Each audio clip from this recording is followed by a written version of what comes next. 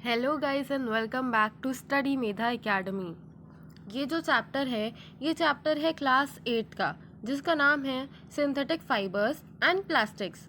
मतलब इस चैप्टर में हमें सिंथेटिक फाइबर्स के बारे में पढ़ना है और प्लास्टिक्स के बारे में पढ़ना है। तो सिंथेटिक फाइबर्स हमने अभी तक के पढ़ लिए हैं और अब हम प्लास्टिक्स के बारे में जानना चालू कर चुके हैं।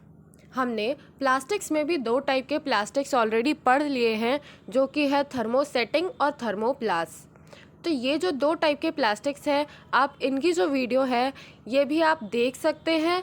आप इस सीरीज़ में देख सकते हैं, हमारे चैनल पे जाके भी देख सकते हैं।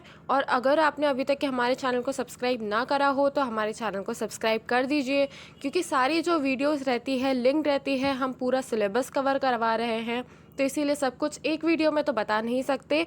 इसीलिए सारी जो वीडियोस है ये लिंक्ड है और हम रेगुलरली हर महीने ये वीडियोस पोस्ट कर रहे हैं, तो ताकि आप कुछ भी मिस ना करें, इसीलिए आप हमारे चैनल को सब्सक्राइब ज़रूर कर दीजिए।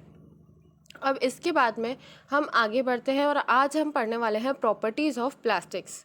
प्रॉपर्टीज़ ऑफ प्लास्टिक्स पढ़ने से पहले मैं आपको एक ओवरव्यू दे देती हूँ कि इस चैप्टर में हमने अभी तक के क्या क्या पढ़ लिया है, ताकि आपको एक रिवीजन हो जाए। और अगर आपके ये दो वीडियोस देखने में कंटिन्यूटी बीच में छूट गई थी तो आपको एक कंटिन्यूटी भी आ जाए। तो सबसे पहले सिंथेटिक फाइबर्स में हमने पढ़ा था कि दो टाइप के फाइबर्स होते हैं। सबसे पहले तो एक सिंथेटिक और एक नेचुरल। सिंथेटिक मतलब मैन मेड, जो कि ह्यूमंस खुद बनाते हैं, और नेचुरल जैसे कि नेम सजेस्ट कर रहा है वो हमें नेचर से मिलते हैं। नेचर से मिलते हैं मतलब क्या, वो हमें प्लांट से मिल सकते हैं या फिर हमें एनिमल से मिल सकते हैं। प्लांट से मिलते हैं फाइबर्स जैसे कि कॉटन। जैसे कि आपने सुना होगा कि गांव में कॉटन प्लांट्स होते हैं और उन कॉटन प्लांट से हमें कॉटन मिलता है। वैसे ही जो सिल्क है वो हमें सिल्क वर्म से मिलता है। तो ये किस टाइप का फाइबर हुआ, ये हुआ नेचुरल फाइबर, जो कि हमें एनिमल से मिल रहा है। और सिमिलरली कॉटन हुआ एक नेचुरल फाइबर जो हमें प्लांट से मिल रहा है। नेचुरल फाइबर्स जनरली हमें प्लांट से या एनिमल से मिलते हैं।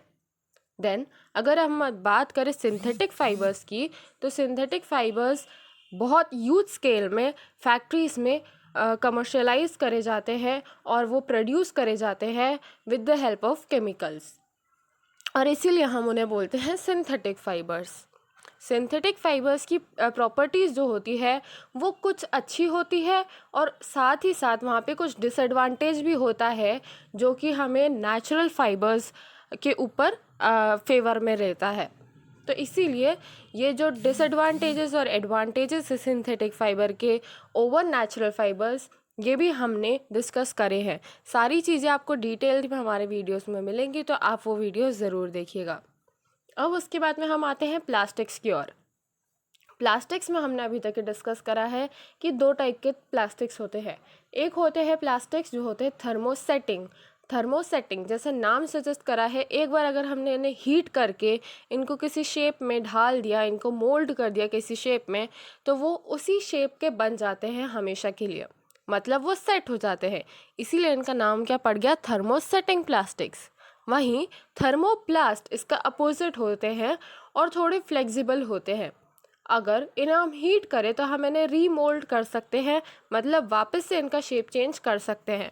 और जैसे ही ये कूल डाउन होंगे तो ये अपने ओरिजिनल शेप में वापस से रिटर्न हो जाएंगे। तो ये बेसिक सा डिफरेंस है एक थर्मोसेटिंग और थर्मोप्लास्ट के बीच में। अगर आपको डिटेल डिफरेंशिएशन चाहिए तो उसके लिए भी आपको वीडियो अवेलेबल है। देन हमने कुछ एग्जांपल्स भी डिस्कस करे थे कि जैसे थर्मोसेटिंग प्लास्टिक्स कहाँ यूज़ होते हैं, थर्मोप्लास्ट प्लास्टिक्स कहाँ यूज़ होते हैं, तो आप वो वाली वीडियो भी चेकआउट कर सकते हैं। देन इस वीडियो में आते हैं और इस वीडियो में अब हम बात करते हैं प्रॉपर्टीज़ ऑफ प्लास्टिक की। हमने ये तो समझ लिया कि कितने टाइप के प्लास्टिक्स होते हैं, बट इनकी प्रॉपर्टी क्या होती है ये आज हम इस वीडियो में डिस्कस करने वाले हैं। तो ध्यान से इसे शुरू से लेके एंड तक के देखिएगा।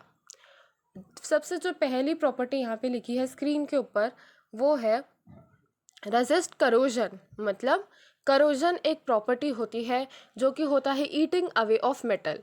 अगर जैसे कि कोई आयरन का पीस है तो हमने देखा होगा कि वो आयरन का जो पीस होता है वो बहुत जल्दी फ्लेकी सब्सटेंस उसके ऊपर अक्यूमुलेट होना चालू कर देता है, जिसको हम बोलते हैं रस्ट, या हिंदी में अगर हम बात करें तो हम उसको बोलते हैं जंग।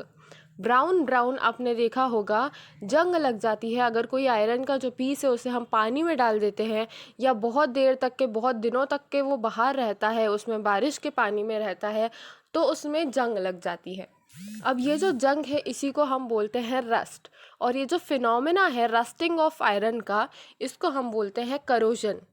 तो इसीलिए जो प्लास्टिक्स होते हैं इसमें करोजन नहीं होता है।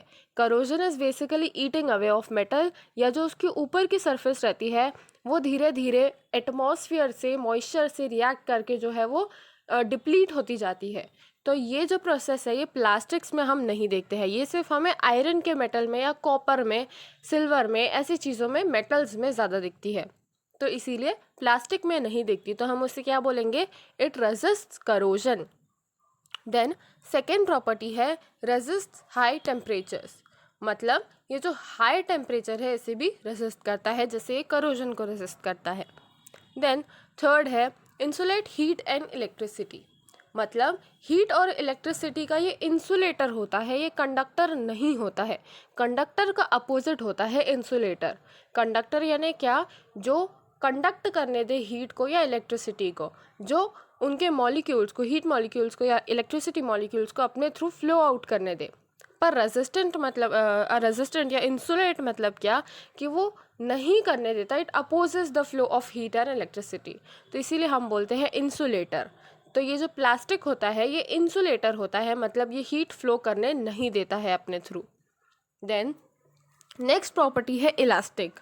हमने देखा होगा कुछ प्लास्टिक्स ऐसे होते हैं जो कि इलास्टिक के नेचर होते हैं। इलास्टिसिटी मतलब क्या, वो कितना स्ट्रेच हो सकता है, उसको हम बोलते हैं इलास्टिसिटी। तो ये इलास्टिक होते हैं in nature.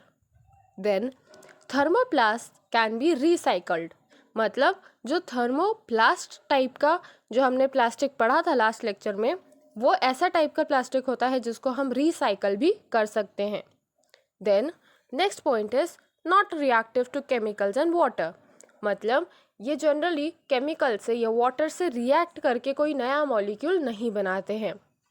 Then water resistant, water resistant मतलब क्या, कि इसको वाटर से या हमारा जो पानी होता है उससे कोई भी हार्म नहीं होता है, इन्हें हम धो भी दे तो इन्हें फ़र्क नहीं पड़ता है, इनमें जंग नहीं लगता है, तो इसीलिए यहाँ पे लिखा हुआ है वाटर रेजिस्टेंट।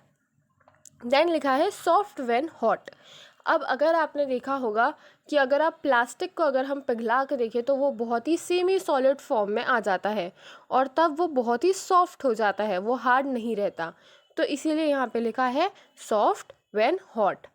तो ये थी कुछ प्रॉपर्टीज़ जो हमने प्लास्टिक्स के बारे में पढ़ी। ये जो प्लास्टिक्स है ये थर्मोसेटिंग और थर्मोप्लास्ट दोनों में एप्लीकेबल है, सिवाय रिसाइकलिंग वाली प्रॉपर्टी के। जहाँ पे भी एक्सेप्शन है हमने यहाँ पे स्लाइड पे मेंशन करा है कि थर्मोप्लास्ट कैन बी रिसाइकल्ड। थर्मोसेटिंग्स में कुछ कुछ प्लास्टिक्स ऐसे होते हैं जो रिसाइकल हो सकते हैं, कुछ कुछ ऐसे होते हैं जो रिसाइकल नहीं हो सकते हैं। Exceptions are always there in chemistry, तो इसीलिए यहाँ पे जहाँ पे भी एक्सेप्शन है हमने यहाँ पे मेंशन करा है। आई होप आपको ये वीडियो अभी तक की समझ में आई होगी। अगर आपको ये वीडियो पसंद आई हो तो प्लीज़ लाइक करें, शेयर करें और हमारे educational channel study Medha academy को सब्सक्राइब भी ज़रूर करें। अगर आपको इसमें से कुछ भी डाउट है तो आप मुझसे बेझिझक कमेंट सेक्शन में भी पूछ सकते हैं। Thank you so much for watching this video till the end.